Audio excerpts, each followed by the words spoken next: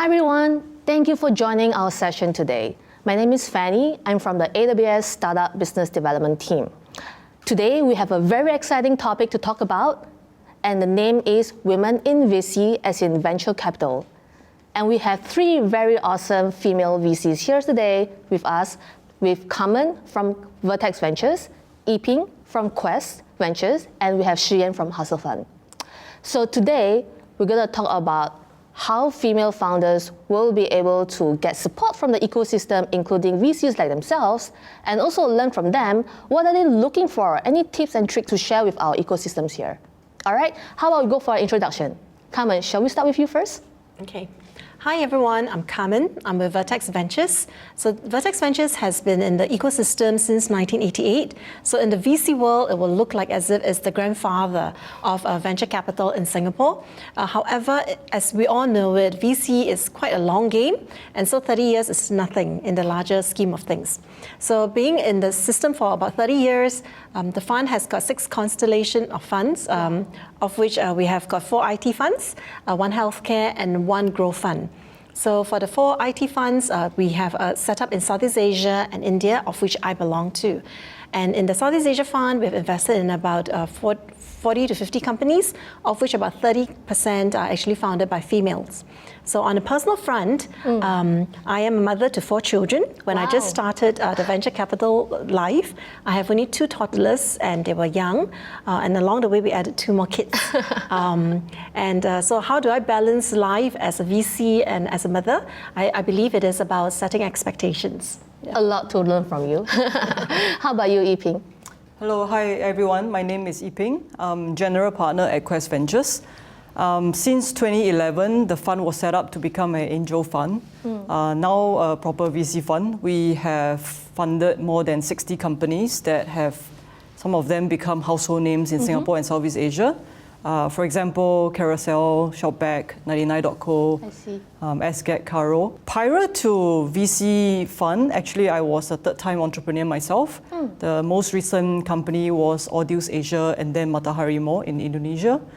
I came to VC really wanting to kind of replicate some successes and impact, and also kind of help founders not go through the mistakes that I went through, hopefully. Wearing your founder's hat. Yeah, so in my role, and in my fund's role, because we are largely operators, we enjoy putting on the hats of operator and investor at the same time. And that has helped us, I guess, go into some of the war trenches with some of our companies. And personally, myself, I have 2.5 years old, and we're also planning for a new one. Oh, wow. My husband is a great supporter. I call him a he for she champion. And he's very wildly successful in his own career as an architect and professor. Yeah. Great. Thanks for the introduction. Shiyan, how about yourself? Tell us more. Hey, I'm Shiyan. I'm a general partner for Hustle Fund, a pre-seed fund based between Singapore and San Francisco. We are a relative newcomer to the scene, 2017. We're investing out of our second fund now. We're pre-seed. So super early, first institutional check into deals. Since 2017, we've invested in over 200 companies across North America and Southeast Asia. We believe that founders can come from anywhere and look like anyone. About 38% of our companies in Fund 1 have female founders and 17% Latinx or Black founders. How I got to VC? I got a chance to start Hustle Fund with 2 of my friends from college after we all had entrepreneurial and operator careers. And really the goal is we get the fun of starting something again, but we also get to try to be the investors that we wished existed in the ecosystem when we were building companies. And so I think we bring that lens and that approach to working with our founders. How about your personal life? What personal life? I have 2 kids. I have a 4-year-old daughter, a 2-year-old son, and I hope, it's unclear to me that I'm going to end up with 4 kids. That seems highly unlikely, but I can definitely take tips from Carmen. Anytime, anytime. Thanks for the introduction, everyone. So for AWS, we help startups grow, especially from the portfolio of these VC members, to really get started on AWS on the cloud. So now, let's start with the first question, shall we? When you're making investment decision, Do you have any unconscious bias when you're choosing which founders to invest in? Do you purposefully make time to meet more female founders, or do you only decide, when there's two really good ones and one has a female founder and one is the all-male founders, that make a difference? Yiping, you want to go ahead first? Yep. I would say that it's really a yes and a no. The yes part is that sometimes I do feel like being probably one of the rare female VCs in the space, there is some form of unspoken responsibility in trying to spot promising female founders in the scene and try to really highlight them and be able to support them. So I think on that part it's a yes. On the no part is that it is, we want to be neutral. Yeah. Talent really, like what Shiyan said, comes from anywhere. And we are very neutral, but we would also call ourselves a very women-friendly VC fund. Of 100% of our portfolio, we have 53% Wow. Of our portfolio being female-led. Okay. So that's pretty high. Yeah. But it's definitely just saying that we are women-friendly, but it's also kind of also saying that, hey, women can also be highly talented too, in that sense. So I would say that there is some form of bias because I'm a professional seen as a women leader in this space. Yeah. But really, when it comes to selection, we want to be fair, and we just want to make sure that everyone has a good chance, fair chance to succeed. Got it. How about you, Shiyan? Yeah, I think at the end of it, we're venture capitalists, right? Capitalists like to make money, and money can be made in lots of different formats. And I think bias actually extends beyond gender. I think there's lots of different types of bias that exist. I think research shows people like people who remind themselves of themselves. Whether it's you went to school, you played the same sports, you come from the same social or ethnic groups. And so I think it's incumbent on us to really think about how does our investment process welcome the broadest range of people to apply for funding as possible. And I think that really extends beyond gender. Yeah. So we think about it as how do we let everyone know we exist and we want to see the companies, and then in the selection process, how do we treat everyone as fairly as possible? And so we really try to cast a wide net as far as it goes to events like this, marketing our fund, Twitter, Clubhouse, whatever platform there is to get the word out about what the fund does. And then we actually do not ask for warm introductions. So anybody can email us, anybody can tweet at us, and they can submit something to our website. And so I think eliminating the warm introduction actually goes a long way towards eliminating bias, because people talk about the old boys network. It's like, well, if you don't have an old boys network, how are you gonna get a warm introduction? And so I think it's incumbent upon all of us actually to eliminate all forms of bias. How many pitches do you hear a month? We receive probably anywhere from 500 to 1,000 pitches a month. We review all of them, so don't worry. If you submit it on the form, someone's reading it. But we probably only talk to about 100 people. So we don't talk to everyone. Okay. And so I think that's kind of our stake in the ground and how we're going to approach, I think, the systematic bias that exists. Because if you see any of the funding numbers, even if you see the number of people taking companies public on the stock market, you can tell there's a huge imbalance, both on the gender side and on the race side. So that's kind of the answer to it. But nobody is saying that we should give any one group preference over another, because that's probably not great business. What about you, Cameron? How does Vertex does it? Yeah, exactly, right. So when we look at startups, already that universe is highly challenging, right? Why would we want to limit our success to only a certain gender group? So actually for Vertex, we are not, we are female friendly, but we are not particularly looking out for women-founded companies. Right, so when we look at companies, it's really one of our thesis driven, whether or not it matches the kind of things that we are looking at from a thesis basis. More importantly, whether they have got a team. the journey is very tough. So we are quite mindful that founders shouldn't be looking at being a solo founder, trying to be a hero. It's really tough. Yeah. It's best if there's at least 2 founders, but not like a group of 10. It doesn't make sense. So 2 to 4 is a sweet spot number. And whether they have got complementary skills. I mean, to Xian's point, it's true. We do have some biases, actually. If we know a person has done some startups before, they have exited companies, we tend to like to look at their business. More right? on the experience. More from the experience, more from the fact that, hey, they have done exits. Maybe it's good to back them. There's a they potential. could potentially do another exit, right? But where we have to challenge ourselves is really when it comes to new spaces to look at comfort zone beyond us. Are we able to put on that unbiased lens to evaluate the deals? And it's interesting that we have also seen some engineering companies, which generally people expect us to be founded by men, but they are actually founded by women. So for that, we are like, okay, let's listen to it again. And, Were you pleasantly surprised, like when you see a female founders talking Yes. about really hardcore, deep tech, like engineering topics? Yes, extremely. And it's like, oh my goodness, we hope there's more women who are in such hard spaces. And I believe given time, there will be. We just have to be patient in time. Got it.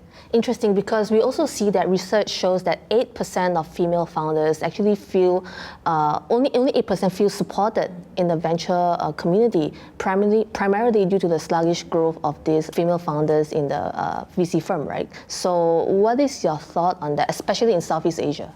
I would hope that you don't need to have a female partner leading your deal to feel supported. Item 1.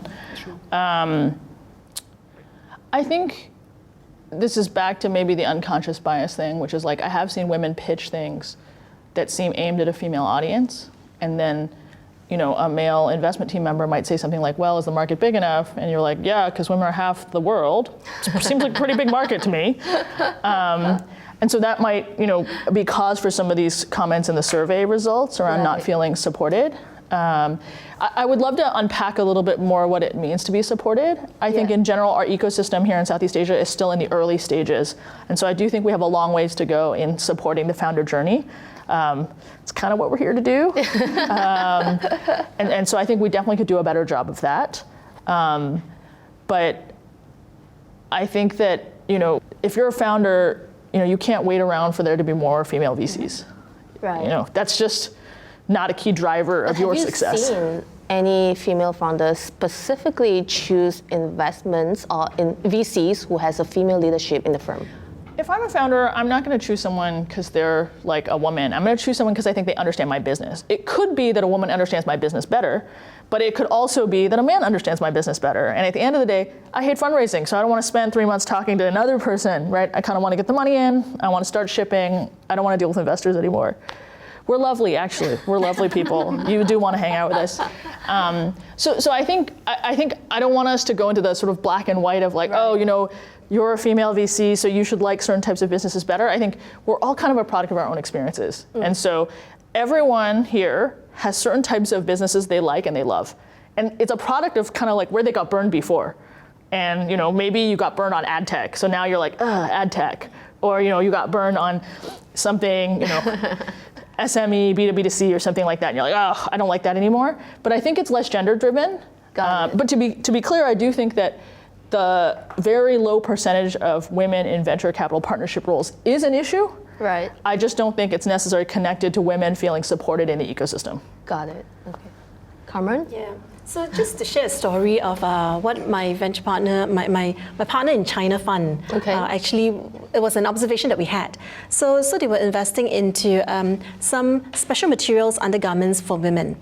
And I'm like, oh my goodness, how do you even get this deal through, right? Because it's intimate stuff that women knows, but men will probably admire, but that's about it, right? And interestingly, she said, the support from the men in the VC world was actually quite strong. And there were several investors before that, and they were also helmed by men partners from those funds. So at the end of the day, the product itself is one thing, but actually what the investors are looking for is actually the business model. And can it make money at the end of the day? Right. Can it return funds for me, right? So I think, so from that perspective, when it comes to the product, it doesn't really matter whether or not it's speaking to women or speaking to pets owners who are women, etc., things like that. I think it's really more of the business model. But as to whether or not female founders feel that there's less support, so the way we position Vertexs is that, look, if Vertexs is involved as an investor, you have got not just only me as the person who back you, but you have got the entire team. So you're talking about a whole group of like 60 investment professionals plus backroom support plus everything. And around the region. Around the region, from Singapore office to Jakarta to India to Thailand to China and wherever the 6th constellation of funds are. So the question is really, are we prepared to back this particular business, this venture? And once if we are ready to, the entire team is behind. Got it. Yiping, what's your thought on this? Yep. It's a really, I guess, difficult question I've been thinking for a while now. So I would probably super empathize with females feeling that is not so well supported. I think after being a mom, I realized that it is actually really tough just for women to go back quickly to work in a regular work setting. Yes. Less to say a female founder. I think there are some real, I guess, recovery type issues that we think about, especially founders don't sleep, right? And so I have also developed a huge empathy for that just because I went through that journey myself. But however, I think that one way to kind of solve that is definitely to be more friendly towards female leadership on the other side of the table, on a VC firm. But it, in the end, is still what we women define for ourselves. Right. For the longest time, I was the female founder for a super long time, like for close to a decade, where probably if you ask about female founders, if you ask about female founders, there's probably like 10 that you can name. So for that longest time, I didn't kind of see myself as a female founder or not. I saw myself as a founder. Did I feel supported? I think echoing what Carmen said, I felt very supported actually by many of my male counterparts. Right. We were able to form, I guess, forum groups, cry on each other's shoulder. And really it comes from mixed gender, anywhere, from all walks of life. I didn't feel siloed at any point of time. But that's also probably because I wasn't so gender conscious myself. I think in the end, we define for ourselves, right, who we are, what we represent, and what we mean, right, what we stand for fellow females or fellow male-female founders. Yeah. So I think that it is true that maybe women feel the same way as walking into the room full of men, and vice versa, men would feel the same, awkward, and probably slightly intimidated in a room full of women. So I do think that, yes, it would be great to actually really see more female representation, but a big part of it lies in women ourselves, really also in a sense fighting societal norms. Right. Because being a female founder, there are, I guess, more things that in society you think about. Like, there's this old saying, and still is a saying, I guess, that if you're a female founder, you tend to be intimidating, you get married later, you have to defer your childbirth. Are these all the sacrifices or potential sacrifices that we are willing to make? To live that dream or to live that ambition. So I do think that females ourselves also have to think about, evaluate entrepreneurship as a viable ambition in our own lives. Yeah. But I have to say also, even though we have not many VC leadership in the firm, there's quite a pool of up and coming generation, right? With a lot of different female associates in the VC firm, kind of growing up to be a partner level, and also even as associate or analyst, they're already helping the portfolio. So I am hopeful for the future to see more support according to the percentage. I hope this is just not reflective in globally. Hopefully it will change in the next few years' time. Yeah. Yeah, maybe last questions. Any tips for our female audience here, or any female founders who wants to start a startup? Or what is your tips for them? Okay, Cameron? I can start. So that's 5 tips. Yeah, you've got 5 fingers on one hand, so 5 tips. 3 M's, 1 E, and 1 P. So 3 M's. So first is when you want to start something, just check yourself in terms of the motivation. Why are you starting that something? What we have noticed is there are female founders who start because they felt called to a cause. Now the question is really, let's say when that cause is less of a profit-driven, when it is unable to give you that unicorn status, is that still going to be the cause that you pursue? So what exactly is that motivation? Why? Yes. The big why. Yes, so you will have to look at that. The second M will be actually that of money. So we have heard enough about the Me Too movement. So sometimes we are so desperate, we want to get funded. And to me, funding is one where if you knock on enough doors, if you have spoken to enough people, perhaps the VCs will not fund you. But some of the angels may along the way chip in 200,000, 50,000, and so on and so forth. So then you can actually get going. But if the money is going to come with danger involved, then please be smart enough to say no to the money and continue on, right? So there's motivation. Money. There's money. Then of course there's the other one, which I forget. The other E, you had the E first. Too. Yeah. Okay. So the E is actually on your emotional support, right? So starting a startup is actually extremely hard, right? So are you able to be like Yiping, where she has got a super supportive husband? You will need to have a very supportive partner, spouse, family members. It takes a village to build a startup, right? That's what they said. It does, because you are not able to do everything, right? You are likely to have certain balls drop. And in the event that you have to drop some balls, are they able to pick it up from you without pointing fingers at you and say, hey, how come you didn't do such and such a thing, right? Then the P is the propensity to hold on to power. Got it. We women are fantastic at becoming multitaskers, right? so much so that we will be like, oh, you got to do it this way. No, you got to do it that way, my way, whatever. Are we willing to let go of some of this power and empower our team members, be it how skeletal it is? Yeah. Cool. Thanks for sharing. Yiping, do you have anything to share? The other M may come back to you. Yes. So Carmen picked up a very interesting point on my supportive husband. So I think maybe for more than 10 years, I was kind of an entrepreneur that don't have a partner in my life. But I do have a very supportive family. Part of that was that I didn't escape the typical Asian parent thing where parents will ask you to go and get a proper job. Okay. So I didn't quite escape that, except that my parents were super willing and open because I was decently successful in the first job that I got out of school. So they are very supportive. Yeah, so they believe that if I were to fall, I could always get a job. Okay. And also part of maybe that would be an entrepreneur really needs to be mentally super ready. That maybe you cannot pay yourself for a while. Be ready for that. Although right now the VC industry is flush with cash. It's probably not like 10 years ago.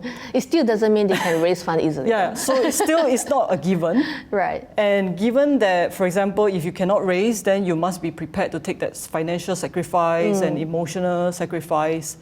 Very early on, when I first came out, I saved up so much money that I gave my parents 2 years of allowance as a way to tell them, hey, you don't have to worry about me.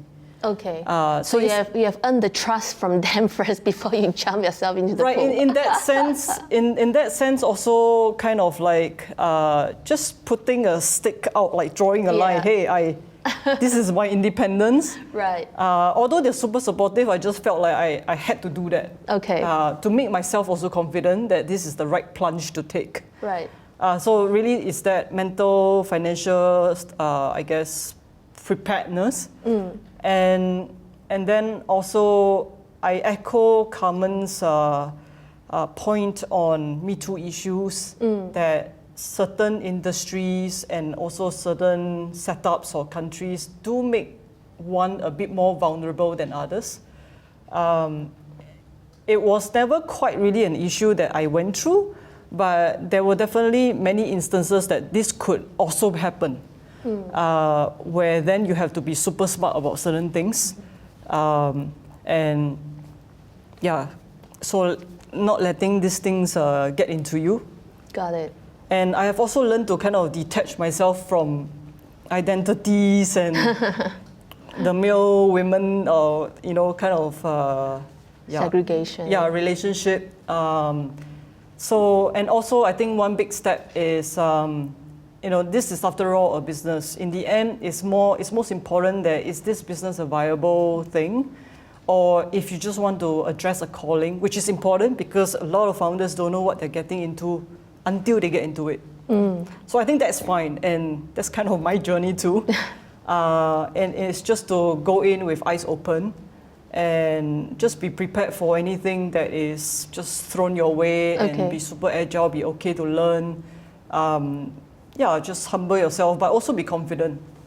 Confidence is important. Yeah, I think confidence is super important. I think especially for female founders, I do think that it is important, echoing what I said before, that don't see yourself as a woman. I think see yourself as a founder. Right. Don't make it an issue until it really becomes an issue.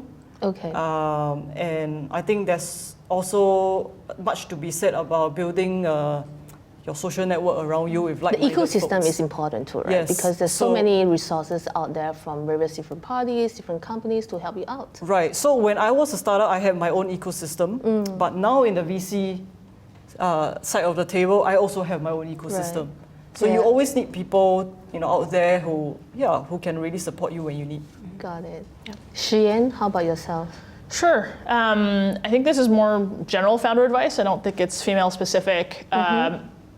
At the end of the day, businesses exist because you made a product or service that someone wants to pay you for that is more than what it cost you to deliver it. And it's like business can be like super basic like that.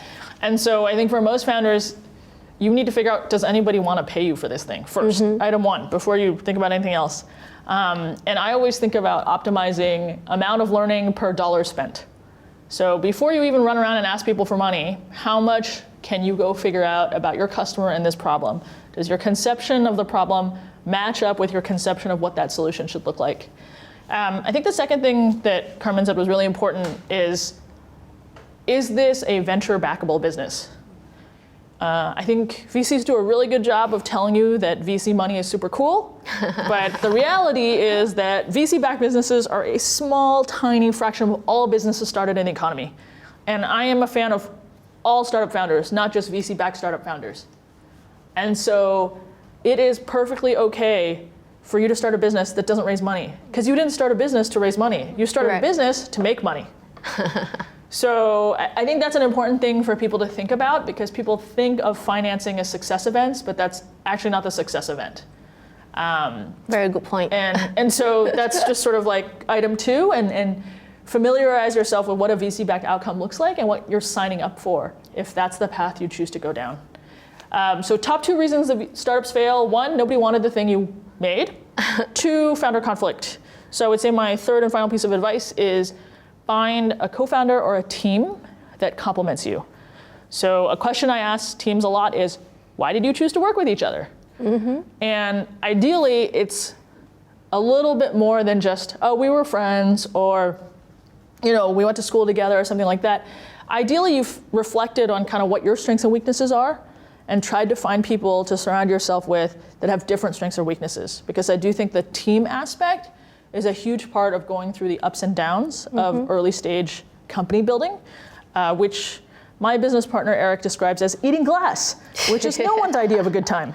So I think, A, does anybody want the thing you're making?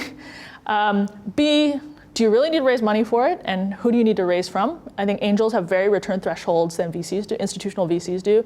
And then 3 is like, make sure you have a team that complements you and that you like. So you're gonna spend more time with these people than your spouse, your pet, your children. So you better like them. And I think it's a journey. And it can be a really awesome journey. Parts of it are really, really gonna suck. But I think the best part of starting a business is autonomy.